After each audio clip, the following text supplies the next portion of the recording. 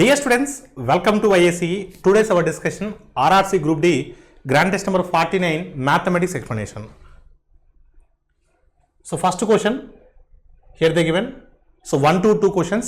The pie chart shows the distribution of wealth among 7 children according to their father's will. Study the diagram, answer the following questions. Which children got the least share of wealth according to the will? So ఏ బిడ్డకు సంపాదనలో తక్కువ వాటా వచ్చింది. So చూసిన డైరెక్ట్గా diagram చూసినా చెప్పొచ్చండి, మనం ఏం చేయాల్సిన అవసరం లేదు. ఎవరికి తక్కువ వచ్చిందంటే మనకు సి వాళ్ళకి ఓన్లీ 20 వచ్చింది. తక్కువ సంపాదన వచ్చింది ఎవరికి అంటే ఏ చైల్డ్ కంటే C. So option C is the option A is the right answer. C అంటే ఆప్షన్ ఏలో ఉంది, మీ answer option A. What is the total wealth of the father which was distributed according to the will? So వీలునామా ప్రకారము పంపిణీ చేయబడిన తండ్రి మొత్తం సంపాదన లక్షలో ఎంత?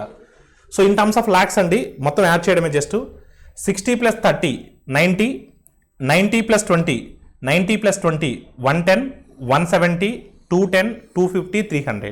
సో టోటల్ ఎంతమ్మా? 300. Option A is the right answer. Question number 3. A trader lists his articles 20% above the cost price and allows a discount of 10% on cash payment. His gain percentage is what? ఒక వ్యాపారి తన వస్తువుల్ని కొన్న ధర కంటే 20% పైన ప్రకటన వెలగా నిర్ణయించాడు మరియు 10% తగ్గింపును అనుమతిస్తాడు. అయితే లాభ శాతం ఎంత? కొన్న వెల ఎంతో తెలియదు, 100 అనుకుంటున్నాను. 20% అధికంగా ముద్రించాడు అంటే 120. 10% తగ్గింపును అనుమతించాడు. 120 మీద 10% అంటే 12 తీసేస్తే 108. అమ్మిన వెల 108. Selling price is 108, cost price is 100. Therefore profit percentage is what? 8%. So option B is the right answer. మనకు కాస్ట్ ప్రైస్ తెలియదండి, 100 అని అజంప్షన్ చేసుకుంటున్నాను. సో కొన్న వెల 100, దాన్ని 20% అధికంగా ముద్రించారండి అంటే MRP is 120. MRP is what అమ్మా? 120. Market price is 120. ప్రకటన వెల 120. ఈ ప్రకటన వెల మీద 10% రాయితీని అంటే తగ్గింపు, డిస్కౌంట్ 10%. 10% అంటే 12 అండి. 12 సబ్ట్రాక్ట్ చేస్తే 108. సో 108 అంటే selling price. So cost price is 100, selling price is 108, therefore profit percentage is what? 8%. So your answer is what? Option B. A man has 160 rupees in terms of 1 rupee coins, 5 rupee coins, 10 rupee notes. If he has equal number of notes, that is very very important word. If he has equal number of notes, అంటే 1 rupee notes ఎన్నైతే ఉన్నాయో 5 rupees notes అలా అన్నీ ఉన్నాయి. So 20 rupees notes కూడా అలా, 10 rupees notes కూడా అలా అన్నీ ఉన్నాయి. సో అయితే total number of notes that man has what? So total number of notes అంటున్నాడు అంటే ఖచ్చితంగా మనకు అది 3కి మల్టిప్లై ఉండాలి. సో 3కి మల్టిపుల్ అన్న ఆప్షన్స్ 2 ఉన్నాయండి. 3కి మల్టిపుల్ అన్న ఆప్షన్స్ 2 ఉన్నాయి, ఎందుకంటే 3 కూడా ఈక్వల్గా ఉన్నాయి కాబట్టి ఆ ఇచ్చినటువంటి టోటల్ నెంబర్ అనేది మనకు 3కి డివిజిబుల్ అవ్వాలి, అంటే 3తో పర్ఫెక్ట్గా క్యాన్సిల్ అవ్వాలి. సో అలా ఉన్న ఆప్షన్స్ 2 ఉన్నాయండి. ఒక మనిషి వద్ద 160 రూపాయల కలవు, అతని వద్ద గల 1 రూపాయి, 5 రూపాయి, 10 రూపాయల నోట్లు ఉన్నాయి. అతని వద్ద అన్ని రకాల నోట్లు సమాన సంఖ్యలో ఉంటే మనిషి వద్ద ఉన్నటువంటి మొత్తం నోట్లు ఎన్ని? సో 15 అన్నాడు కదా, నేను ఒక ఫస్ట్ ఆప్షన్ తీసుకొని ట్రై చేస్తున్నాను. ఓకేనండి, అదే సెట్ అవుతుంది, అదే మీ ఆన్సర్ అవుతుంది. సెట్ అవ్వకపోతే సెకండ్ ఆప్షన్ మీ ఆన్సర్ అవుతుంది. చూద్దాం. 5, 5, 5 అన్ని కూడా సమానంగా ఉన్నాయని అన్నాడు కదా. 5, 5, 5 1 రూపీ నోట్స్ అంటే 5 × 1 rupee 5 rupees. So 2 rupees notes, 5 rupees notes ఎన్నమ్మా? 5. 5 × 5 అంటే 25. 10 రూపీస్ నోట్స్ ఎన్నమ్మా? 10. 5. 5 × 10 అంటే 50. మొత్తం ఎంతమ్మా? 80 రూపీస్. మొత్తం ఎంతమ్మా? 80 రూపీస్. కానీ మనకు మొత్తం ఎంత ఉండాలి? 160 రూపీస్ ఉండాలి. అంటే 15 అనేది మీ ఆన్సర్ కాదు. So me answer is what? 30. So ఒకవేళ మీరు అడగవచ్చు, సార్ అన్ని ఆప్షన్ 3కి మల్టిపుల్ ఉంటే ఏం చేస్తారు సార్? 15 ప్రకారం 80 వచ్చింది, కానీ లెక్క ప్రకారం 160. How many times it goes? 2 times it goes. So 15 × 2 30, 15 × 2 30. No problem. All of you clear అండి. సో అలా ఆన్సర్ డైరెక్ట్గా ఆన్సర్ అటాక్ చేయొచ్చు. నెక్స్ట్ అండి, a man travels with speed of 40 km/h to his destination but return back with speed of 60 km/h. So find the average speed during the whole journey. So ఒక వ్యక్తి గమ్యస్థానానికి గంటకి 40 కిలోమీటర్ల వేగంతో ప్రయాణిస్తాడు, తిరుగు ప్రయాణంలో 60 కిలోమీటర్ల వేగంతో వస్తాడు. మొత్తం ప్రయాణంలో అతని యొక్క సగటు వేగం ఎంత? సో పోయేటప్పుడు ఎంత దూరం అయితే ఉంటుందో వచ్చేటప్పుడు కూడా అంతే దూరం ఉంటుంది కాబట్టి ఇక్కడ దూరం తటస్థం కాబట్టి డిస్టెన్స్ కాన్స్టెంట్ కాబట్టి డిస్టెన్స్ కాన్స్టెంట్ అయినప్పుడు యావరేజ్ స్పీడ్ సగటు వేగము is equal to 2 × S1S2 / S1 + S2. 2 × S1S2 / S1 + S2. So 2 × 60 2 into 40 into 60 by 40 plus 60. 40 plus 60 అంటే ఎంతమ్మా 100. 40 plus 60 అంటే ఎంత 100. సో 100 2 zeros కు 2 zeros క్యాన్సిల్ అవుతే 2 4s are 8, 8 6s are 48. So your answer is what? 48. Option C is the right answer. A number whose sixth part and 1 by 6th part and 6th part and 1 by 6th increased by 8 is equal to, so 4th part and 1 by 4th, so diminished by 10. So then what, that number will be equivalent to what? ఒక సంఖ్య యొక్క 6వ భాగం అంటే 1/6వ భాగం 8 పెరిగిన అంటే 1/6వ భాగానికి 8 పెరిగిన లేదా అదే సంఖ్యకు 1/4వ భాగంలో 10 తీసేసిన ఆ రెండు సమానం అంట. అయితే ఆ సంఖ్య ఏంటి? సో 1/6వ భాగానికి ఆ సంఖ్య ఏంటో తెలియదు, x అనుకుంటున్నాను. 1/6వ భాగంకి సో 8 పెరిగిన, అదేవిధంగా 1/4వ భాగానికి 10 తగ్గిన ఆ రెండు సమానం అంట. ఈ రెండు సమానం అంట. అయితే ఆ ఎక్స్ వాల్యూ మనం ఫైండ్ అవుట్ చేయాలి. ఒకసారి మీరు గమనిస్తే ఆ 10 అవతలకు పంపించండి 18 అవుతుంది, ఈ 6 అవతలకు పంపించండి అప్పుడు x/4 మైనస్ x/6 అవుతుంది. అప్పుడు ఎల్సిఎం 12 అవుతుంది. 3x మైనస్ 2x అంటే x అవుతుంది. So x/12 is equal to 18. therefore x is equal to 12 into 18. 12 18 times 216. 18 10 times 180. 18 2s are 36. 36 plus 180 216. So ఆ సంఖ్య ఎంతమ్మా 216. Option C is the right answer. The below table gives the rice production in each year. So బియ్యం ఉత్పత్తి ఇచ్చున్నాడు. Question చూద్దాం. What was the percentage decline in production in year 2008 compare to 2007? 2007తో పోలిస్తే 2008వ సంవత్సరంలో 2007తో పోలిస్తే అన్నాడు. దేంతో అయితే మనం కంపేర్ చేస్తామో దాన్ని మనం డినామినేటర్లో ప్లేస్ చేయాలి. సో ఎంత డిక్లైన్ అయిందండి, ఎంత రెడ్యూస్ అయిందండి? The difference between 429 and 258. ఈ 258 400కి వెళ్ళాలంటే 142 తక్కువ ఉంది. 142 ప్లస్ 29 171. డిఫరెన్స్ ఎంత ఉందమ్మా 171. 171 is how much percentage of 429? How much percentage of 429? 10% అంటే ఇది అప్రాక్సిమేట్గా ఒక 430 తీసుకున్నాం అనుకోండి. 10% అంటే 43. 40% అంటే సో 43 into 4 172 అంటే అప్రాక్సిమేట్గా 40%. అప్రాక్సిమేట్లీ ఎంత అంటే 40%. అసలు 40% దగ్గరలో ఏ ఆప్షన్ కూడా లేదు. So your answer is what 40%. The HCF of these numbers రెండిట్లో కామన్గా ఉండాలి. చూద్దాం. రెండిట్లో కామన్గా x+2 ఇక్కడ ఉంది, ఇక్కడ x+2 ఉంది. నాట్ 2 3 ఇక్కడ 3 నెంబర్స్ ఉన్నాయి చూడండి. ఇదొక నెంబరు, ఇదొక నెంబరు, టోటల్ 3 నెంబర్స్ ఉన్నాయి. ఇదొక నెంబర్. మూడిట్లో కామన్గా ఉండాలి. సో x+2 ఇక్కడ ఉంది కానీ ఇక్కడ లేదు అంటే x+2 తీసుకోకూడదు మనం. నెక్స్ట్ x+2 ఉన్న ఏ ఆప్షన్ తీసుకోకూడదు. అసలు మూడిట్లో ఏమి కామన్గా లేవు అంటే మూడిట్లో ఏమి కామన్గా లేదంటే 1 కామన్గా ఉంటుంది. ప్రతి సంఖ్య కూడా 1తో పోతుంది. therefore HCF is what 1. A sum of 1000 rupees is invested at the rate of 8% per annum for 12 months. What is the compound interest if interest is compounded half yearly? 10,000 రూపాయలపై సంవత్సరానికి 8% చొప్పున 12 నెలలకు పెట్టుబడి పెడుతున్నాము. వడ్డీని సగం సంవత్సరానికి లెక్కెట్టే అంటే అర్ధ సంవత్సరానికి లెక్కెట్టే విధంగా చక్ర వడ్డీ ఎంత? సో ఎప్పుడైనా సరే అర్ధ సంవత్సరము అన్నప్పుడు మనం రేట్ ఆఫ్ ఇంట్రెస్ట్ని హాఫ్ చేయాలండి. రేట్ ఆఫ్ ఇంట్రెస్ట్ని ఏం చేయాలి? హాఫ్ చేయాలి. అంటే 8%/2 అంటే 4%. రేట్ ఆఫ్ ఇంట్రెస్ట్ని హాఫ్ చేయాలి. రేట్ ఆఫ్ ఇంట్రెస్ట్ని హాఫ్ చేయాలి. ఇప్పుడు మొదటి 6 months కనుక్కుందాం. 4% ఆఫ్ 1000 అంటే 4% ఆన్ 10,000 అంటే 400. 4% ఆన్ 10,000 అంటే 400. అంటే మొదటి అర్ధ సంవత్సరానికి చక్ర వడ్డీ సో 400 రూపాయలు.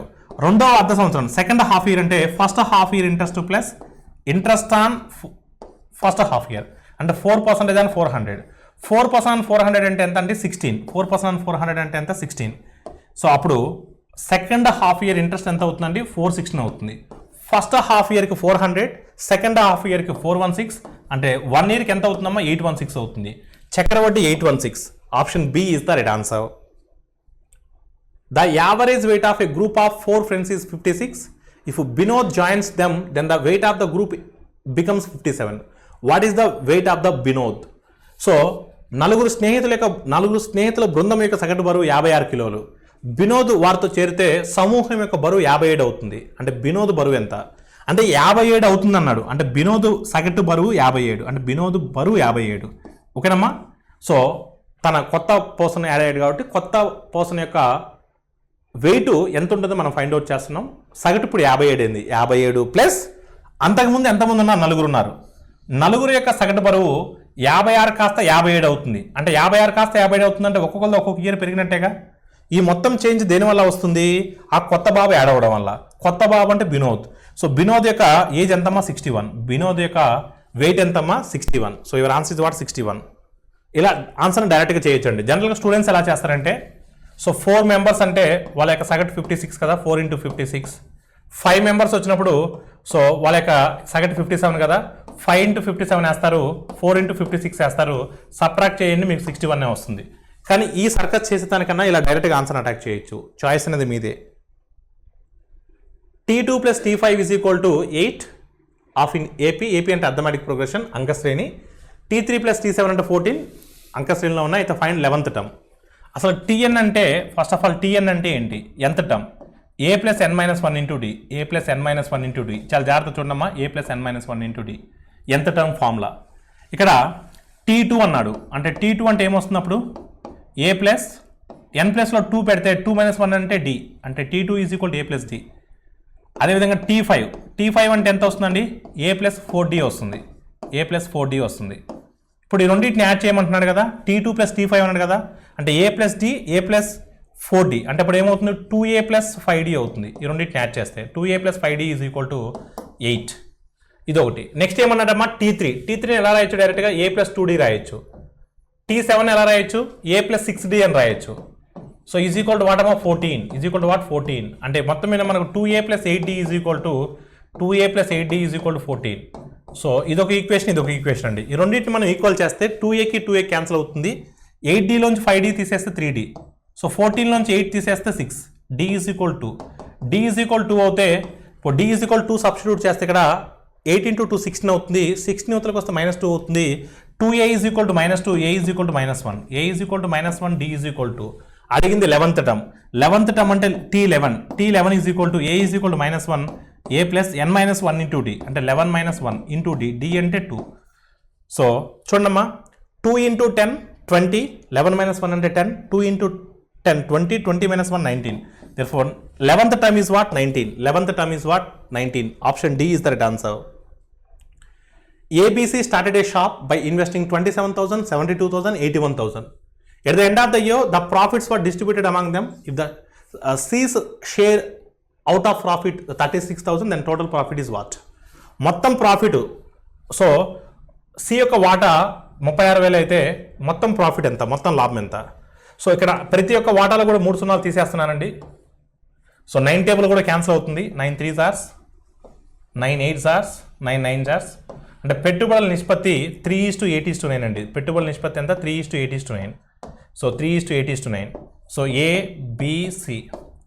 సో టోటల్ ఎంతమ్మా? A + B + C అంటే 20 పార్ట్స్. టోటల్ ఎంతమ్మా? 20 parts.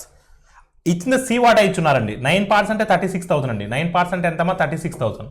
9 parts is 36,000. Then each part is what? 4,000. Each part is what? 4,000. అడిగింది టోటల్ అండి. 20 × 4,000 అంటే so 80,000. So your answer is what? 80,000. So option A is the right answer. In a division sum, the divisor is 10 times the quotient and 5 times the remainder. If the remainder is 40, then dividend is what? ఒక భాగాహార పద్ధతిలో విభాజకము అన్నది భాగాఫలానికి 10 రెట్లు మరియు శేషానికి 5 రెట్లు. శేషం 40 అయితే విభాజ్యం ఎంత? మీ అందరికి కూడా భాగాహారము సమ్ తెలిసి ఉంటుందండి. ఓకేనమ్మా? సో దీన్ని మనం డివైజర్ అంటాం. దీన్ని మనం ఏమంటాం? డివైజర్ అంటాం. డివైజర్. ఓకేనండి? దీన్ని మనం విభాజకము అంటాం. దీన్ని ఏమంటాం? తెలుగులో మనం విభాజకము అంటాం. విభాజకము అంటాం. దీన్ని ఏమంటామండి? విభాజ్యము అంటాం. దీన్ని ఏమంటాం? విభాజ్యము అంటాం. తెలుగులో విభాజ్యము అంటాం. ఇంగ్లీష్లో దీన్ని డివిడెండ్ అంటాం. ఇంగ్లీష్లో దాన్ని ఏమంటాం? డివిడెండ్ అంటాం. డివిడెండ్ అంటాం. దీన్ని ఇంగ్లీష్లో కోషెంట్ అంటాం. తెలుగులో భాగాఫలం అంటాం. తెలుగులో ఏమంటాం? భాగాఫలము అంటాం. ఓకేనమ్మా? తెలుగులో భాగాఫలము అంటాం. భాగాఫలం అంటాం. దీన్ని ఇంగ్లీష్లో రిమైండర్ అంటాం. తెలుగులో శేషము అంటాం. తెలుగులో ఏమంటాం? శేషము అంటాం. ఓకేనండి? అదే. సో ఈ 4 టర్మ్స్ యొక్క రిలేషన్ ఏంటంటే dividend is equal to dividend. ఓకేనమ్మా? డివిడెండ్ ఈజ్ ఈక్వల్ టు అంటే విభాజ్యము ఈజ్ ఈక్వల్ టు మీ అందరికీ తెలిసే ఉంటుంది. మరొకసారి రిపీట్ చేస్తున్నాను. విభాజ్యము is equal to divisor into quotient plus remainder. ఓకేనమ్మా? అంటే విభాజకము ఇంటూ భాగాఫలము ప్లస్ శేషము. ప్లస్ ఏంటమ్మా? శేషము. సో చూడండి ఇక్కడ మనకి ఈ రిలేషన్ తెలుసుంటే ఆన్సర్ని సెకండ్స్లో ఆన్సర్ అటాక్ చేయొచ్చు అండి, ఈ రిలేషన్ మీకు తెలుసుంటే. ఇప్పుడు చూడండి అమ్మా, division some the divisor is 10 times the quotient and 5 times the remainder is 40 అన్నాడు. రిమైండర్ 40 అండి, చూడండి అమ్మా జాగ్రత్తగా, రిమైండర్ 40 అన్నాడు. రిమైండర్ 40 అన్నాడు అండి, రిమైండర్ 40 అన్నాడు. So divisor is 5 times the remainder. 5 times the remainder అంటే సో చూడమ్మా, remainder is equal to divisor is equal to 5 times the remainder అన్నాడు. రిమైండర్ ఎంత 40, అప్పుడు డివైజర్ ఎంత అవ్వాలి 200 అవ్వాలి. 5 into 40 200. And divisor is 10 times the quotient అన్నాడు. అప్పుడు 10 times ద కోషంట్ అంటే కోషంట్ ఎంత అవ్వాలి 20 అవ్వాలి. ఇప్పుడు చూడండి, divisor is 10 times the quotient, divisor is 5 times the remainder. విభాజకము అన్నది బాగా ఫలానికి 10 రెట్లు, శేషానికి 5 రెట్లు. సరిపోయింది కదా. ఇప్పుడు మనకి డివిడెండ్ కావాలి. డివిడెండ్ అంటే divisor into so quotient plus remainder. Remainder ఎంత అంటే 40. So 200 into 20 4000. 4000 plus 40 4040. So your answer is what? Option C. The ratio between the length and breadth of a rectangular field is 5:4. If the perimeter of that field is 360 meters, what is the breadth of that field in terms of meters? దీర్ఘచతురస్రాకార క్షేత్రం యొక్క పొడవు వెడల్పుల మధ్య నిష్పత్తి వరుసగా 5:4. ఆ క్షేత్రం యొక్క చుట్టుకొలత 360 మీటర్లు అయితే దీర్ఘచతురస్రాకార క్షేత్రం యొక్క వెడల్పు మీటర్లలో ఎంత? చుట్టుకొలత అంటే 2 into L plus B అండి. చుట్టుకొలత perimeter is nothing but 2 into L plus B. L is 5x 5 parts, B is 4 parts.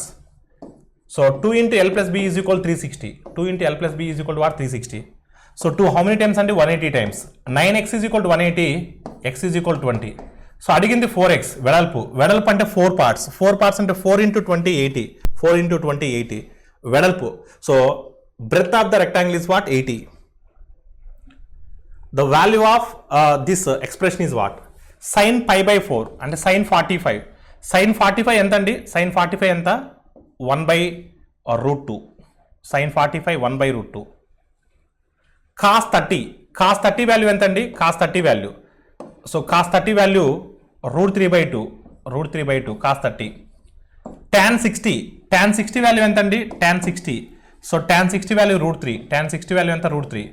Secant pi by 4. Secant 45. Secant 45 ఎంత అండి? root 2. ఈ వాల్యూ ఎంత? root 2కి root 2 క్యాన్సిల్ అవుతుంది. ఇక్కడ root 3 into root 3 అంటే 3. So 3 by 2. 3 by 2. root 3 into root 3 అంటే 3. 3 by 2. So your answer is what? 3 by 2. Option A is the right answer.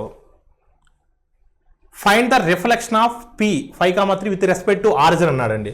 With respect to మూల బిందువు అన్నాడు. విత్ రెస్పెక్ట్ టు మూల బిందువు అంటే సో 5కి రిఫ్లెక్షన్ అంటే ఏమవుతుంది? -5 అవుతుంది. 3కి రిఫ్లెక్షన్ అంటే -3 అవుతుంది. So your answer is what? -5, -3. The product of the roots x² - 3x + k is equal to 10 is -2. Then find the value of k. So మూల బిందువుల లబ్ధం -2 అయితే k యొక్క విలువ ఎంత? ఫస్ట్ ఆఫ్ ఆల్ ఇచ్చినటువంటి ఈక్వేషన్ మనం ఇలా రాసుకోవాలి. ax² + bx + c is equal 0 రాసుకోవాలి. అంటే ఇచ్చిన దాన్ని మనం ఎలా రాసుకోవాలంటే x² - 3x + k - 10. అంటే c వాల్యూ అంటే k - 10 అని అర్థం. సో మూలాల లబ్ధం అన్నాడు అంటే product of the roots alpha into beta is equal to ఎంత? -2 ఇచ్చున్నాడు. జనరల్గా ప్రొడక్ట్ ఆఫ్ ద రూట్స్ అంటే ఏంటండి? c/a. c/a అంటే k - 10 బై ఏ వాల్యూ ఎంత అండి? 1. అంటే -2 ఈజ్ ఈక్వల్ టు k - 10. ఈ -10 యువతలకు వస్తే +10 అవుతుంది. 10 - 2 అంటే 8. Therefore k is equal to what? 8. So your answer is what? Option B. Option B is the right answer. So ఇక్కడ మనకు క్వశ్చన్ మార్క్ వాల్యూ మనం ఫైండ్ అవుట్ చేయాలి. కొంచెం జాగ్రత్తగా అబ్జర్వ్ చేయండి. మీరు కొంచెం జాగ్రత్తగా అబ్జర్వ్ చేస్తే ఈ రెండింటిని యాడ్ చేయండి. ఫస్ట్ ఈ రెండింటిని యాడ్ చేయండి. ఈ రెండింటిని యాడ్ చేస్తే మనకేమొస్తుంది? 5400 500 5900. అర్థమైందా మనం చెప్పింది? 5400 + 500 5900. 40 60 100 అంటే మనకి ఎంత వస్తుందండి? 100 + 49,000 అంటే 59 అంటే సో 5400 + 500 5900. 5900 + 100 సో 6000. 6000 మనకి ఎంత ఉందండి? 40 60 కూడా పోయింది. 3 6 అంటే 9 అంటే 6009.3. 6009.3. ఓకేనమ్మా? ఈ రెండింటిని యాడ్ చేస్తే కదా. ఇప్పుడు మనం సో దీంట్లో నుంచి దీన్ని తీసేద్దాం, దీన్ని సబ్ట్రాక్ట్ చేద్దాం. ఓకేనమ్మా? దీన్ని యువతలు పంపించండి. ఈ ఎక్స్ప్రెషన్ యువతలు పంపించండి. ఈ ఎక్స్ప్రెషన్ యువతలు పంపిస్తే అప్పుడు ప్లస్ అయిపోతుంది. ఈ ఎక్స్ప్రెషన్ యువతలకు వస్తే మైనస్ అవుతుంది. అంటే ఆ 5,999.3ని సబ్ట్రాక్ట్ చేస్తే మనకి ఎంత వస్తుందని 10 వస్తుంది. అంటే సింపుల్గా ఒకసారి మీరు ఆలోచించినట్లయితే 10 is equal to 54.63 by x, question mark x అనుకుంటున్నాను. అప్పుడు x is equal to, so 10తో డివైడ్ చేస్తే మనకి ఏమొస్తుందండి 5.463. So your answer is what 5.463. Option C is the right answer. A number is first increased by 20% and then reduced by 25%. The final value is 360. Then find the initial value. ఒక సంఖ్య మొదట 20% పెరుగుతుంది, తర్వాత 20% తగ్గుతుంది. తుది వాల్యూ 360 అయితే ప్రారంభ విలువ ఎంత? ప్రారంభ విలువ నాకు ఎంతో తెలియదండి, 100 అని అజంప్షన్ చేసుకుంటున్నాను. సో 20% ఇంక్రీజ్ అయిందంటే 120 అవుతుంది. 25% రెడ్యూస్ అయిందంటే 120 మీద మళ్ళీ 25% అంటే 30 అవుతుంది. 120లో 30ని సబ్ట్రాక్ట్ చేస్తే 90 అవుతుంది. 100 ప్రకారం 90 అవుతుంది. లెక్క ప్రకారం 360 అవుతుంది. 94 times 100, 4 times 400. So your answer is what 400. ప్రారంభ విలువ తెలియదండి, 100 అని అజంప్షన్ చేసుకుంటున్నాను. ఫస్ట్ 20% పెరిగిందండి. 20% of 120, so it become 120. It become what అమ్మ 120. నెక్స్ట్ మళ్ళా 25% తగ్గిందండి. 25% అంటే 2 టైమ్స్ హాఫ్ చేయాలి. 120ని హాఫ్ చేస్తే 60, 60ని హాఫ్ చేస్తే 30, 30 సబ్ట్రాక్ట్ చేస్తే 90 వస్తుంది. 30 సబ్ట్రాక్ట్ చేస్తే 90 వస్తుంది. సో 100 ప్రకారం 90 వస్తుంది, లెక్క ప్రకారం 360. సో తుది value 360. 90 how many times it goes, that money times it goes. 90 టేబుల్లో 360 ఎన్ని టైమ్స్ పోతుందండి, 4 టైమ్స్ పోతుంది. సో 4 into 100 అంటే 400. 4 into 100 is nothing but 400. So your answer is what 400. Option D is the right answer. So the fractions ఇక్కడ ఇచ్చిన వాటిని ascending ఆర్డర్లో రాయాలి, ఆరోహణ క్రమంలో రాయాలి. ఫస్ట్ ఆఫ్ ఆల్ ఇక్కడ మనం అప్రాక్సిమేట్గా తీసుకుందాం. 7/13 మీకు ఫ్రాక్షన్ టేబుల్లో చెప్పాను స్టార్టింగ్లో. 1/13 అంటే 7.69. అంటే అప్రాక్సిమేట్గా మనం 7.7 తీసుకుంటే, ఓకేనమ్మా, 7.7 తీసుకుంటే 7 into 7 అంటే 49. 7 into 0.7 అంటే 4.9. 49 plus 4.9 అంటే, సో అప్రాక్సిమేట్గా మనం 49 plus 4.9 అప్రాక్సిమేట్గా 5 తీసుకుందాం. 5 తీసుకుంటే 49 plus 5 అంటే మనకు 54 వస్తుంది. అప్రాక్సిమేట్లీ 54%. నెక్స్ట్ 2/3. సో 2/3 అంటే 66 2/3. 2/3 అంటే 66 2/3. నెక్స్ట్ 4/11. 1/11 అంటే ఏం చెప్పానమ్మా మీకు, 9 1/11. సో 4/11 అంటే 36 4/11. 36 4/11. నెక్స్ట్ 5/9. కింద 9 వచ్చిందంటే 11 వస్తుంది. 11 5 is 55. సో 55 5/9. 55 5/9. ఇప్పుడు చూడండి ఏది చిన్నదండి అన్నిటికన్నా, 4/11 చిన్నది. 4/11 చిన్నది అంటే 4/11తో మన ఆన్సర్ స్టార్ట్ అవ్వాలి. 4/11తో మన ఆన్సర్ స్టార్ట్ అవ్వాలి. Next 7/13. Next 5/9. Next 2/3. Ascending order is what option C. A boatman rows 1 kilometer in 5 minutes along the stream and 6 kilometers 1 hour against the stream. The speed of the stream is what? ఒక పడవ నడుపు వ్యక్తి 5 నిమిషాల్లో 1 kilometre ప్రవాహం వెంట అంటే down stream, మరియు ప్రవాహానికి వ్యతిరేకంగా 1 గంటలో 6 కిలోమీటర్లు వెళ్తాడు. అయితే ప్రవాహ వేగం ఎంత? వ్యతిరేకంగా గంటకు 6 కిలోమీటర్లు అంటే వ్యతిరేకం అంటే y, up stream speed. y is equal to 6 km/h. y is equal to what 6 km/h. So ప్రవాహంతో అంటే x, దిగువకి డౌన్ స్ట్రీమ్ వేగం. 5 నిమిషాల్లో 1 కిలోమీటర్ అంటే గంటకు 60 నిమిషాలు ఉంటాయి. 60 నిమిషాలు 5వ టేబుల్ 60 ఎన్నిసార్లు పోతుంది, 12 సార్లు పోతుంది. అంటే 12 కిలోమీటర్లు. అంటే గంటకు 12 అంటే x is equal 12 km/h. x is equal to what 12 km/h. x తెలుసు, y తెలుసు. మనకు కావాల్సింది c, ప్రవాహ వేగము, stream, speed of the stream. c is equal to x minus y by 2. c is equal to x minus y by 2. 12 minus 6 by 2. 12 minus 6 by 2. 12 minus 6 by 2 is nothing but 3. So your answer is what 3 km/h. ప్రవాహ వేగము 3. ఒకవేళ పడవ వేగం అడిగితే 9. So your answer is what option C, option A. The radii of the two cones are in the ratio 3:4 and their heights are in the ratio 8:3. Then find the ratio of their volumes. రెండు శంకుల వ్యాసార్థాలు 3:4 మరియు వాటి ఎత్తులు 8:3 నిష్పత్తిలో ఉంటాయి. అప్పుడు వాటి ఘనపరిమాణాల నిష్పత్తి ఎంత? శంకు యొక్క ఘనపరిమాణము అంటే 1/3 πr²h. So πr1²h1. So π1/3 πr2²h2. ఓకేనమ్మా. సో ఒకసారికి మీరు గమనించినట్లయితే ఇక్కడ సో 1/3 π అనేది తటస్థం అండి. 1/3 π అనేది తటస్థం, దాంట్లో ఎటువంటి మార్పు ఉండదు. సో వ్యాసార్థాల నిష్పత్తి ఎంత ఇచ్చాడండి 3² అంటే 9. సో h1 ఈజ్ వాట్ అమ్మా 8. r2², 4² అంటే 16. h2 ఎంత అమ్మా 3. h2 ఎంత 3. సో ఒకసారి మీరు గమనిస్తే 8 1s 8 2s 3 1s 3 3s. So your answer is what 3:2 అంటే 3/2. 3/2. Option C is the right answer. Difference between the compound interest and simple interest on 8,000 rupees for 2 years at 10% per annum is what? చక్రవడ్డీ మరియు సాధారణ వడ్డీల మధ్య వ్యత్యాసం 8,000 రూపాయలపై 2 సంవత్సరాలకి 10% వద్ద ఎంత? So difference D is equal to P into R/100 into R/100, R/100 into R/100, 10/100 into 10/100. So 10/100 into 10/100. ఒకసారి మీరు చూస్తే ఇక్కడ 4 zeros ఉన్నాయి, ఇక్కడ 4 zeros ఉన్నాయి. So 8 into 10 80. Difference is what? 80. Option B is the right answer. Raju can do a work in 50 days. Ravi is 20% more efficient than Raju. How long would Ravi take to do the same work? రాజు 50 రోజులకు పని చేయొచ్చు. రవి అనే వ్యక్తి రాజు కంటే 20% ఎక్కువ సమర్థుడు. అయితే అదే పనిని రవి చేయడానికి ఎంత సమయం పడుతుంది? సో ఇక్కడ ఏమి చూస్తే రాజు ఒకడైతే 50 రోజుల్లో చేయగలరండి, కానీ రవి 20% మోర్ ఎఫిషియెంట్ దెన్ రాజు అండి. రాజు ఎఫిషియన్సీ 100% అనుకుంటే అప్పుడు రవి ఎఫిషియన్సీ 120% అవుతుందండి. అంటే సామర్థ్యాల నిష్పత్తి 100:120 అంటే 5:6, అప్పుడు 6:5 అవుతుంది. 6 parts అంటే 50 అండి, then 5 parts is what? 6 parts is 50. 6 parts is 50. 6 8 jars 48. Remainder is 2. 2/6 అంటే 1/3. అంటే 8 1/3 times. 8 1/3. 8 1/3 into 5. సో 8 1/3 into 5 అంటే 5 into 8 40. 5 into 1/3 5/3. 5/3 అంటే 1 2/3. 1 2/3 plus 40 అంటే 41 2/3. So your answer is what? 41 2/3. So option C is the right answer. Once again I will explain అండి. రాజు efficiency నాకు తెలియదండి. రాజు efficiency నాకు తెలియదు, 100% అనుకుంటున్నాను. ఓకేనమ్మా, రాజు సామర్థ్యం 100%. అప్పుడు రవి సామర్థ్యం ఎంత అవుతుందండి? రవి సామర్థ్యం ఎంత అవుతుందండి? 120 అవుతుంది, 20% ఎక్కువ కాబట్టి. ఓకేనమ్మా, సో అంటే సామర్థ్యాల నిష్పత్తి efficiencies are in the ratio 100:120. అంటే 100:120 అంటే 5:6. అప్పుడు డేస్ నిష్పత్తి ఏమవుతుందండి? 6:5 అవుతుందండి. ఎందుకంటే efficiency is always inversely proportional to time period. Raju ఒకడైతే 50 daysలో చేసేవాడండి. So then Ravi alone how many days అండి? 6 ఎన్ని టైమ్స్ అమ్మా? 6 8 jars 48. Remainder is 2. 2/6 అంటే 1/3. 8 1/3 టైమ్స్ పోద్దండి. మరి 5 into 8 1/3. 5 into 8 1/3. 5 into 8 40. 5 into 1/3 5/3. 5/3 is nothing but 1 2/3. 1 2/3 plus 40 41 2/3. So your answer is what? 41 2/3. So option C is the right answer. The HCF of two numbers is 6 and their LCM is 60. If one of the number is 30, find the other number. రెండు సంఖ్యల గసాబా 6 మరియు వాటి యొక్క కసాగు 60 అయితే అందులో ఒక సంఖ్య 30 అయితే రెండో సంఖ్య ఏంటి?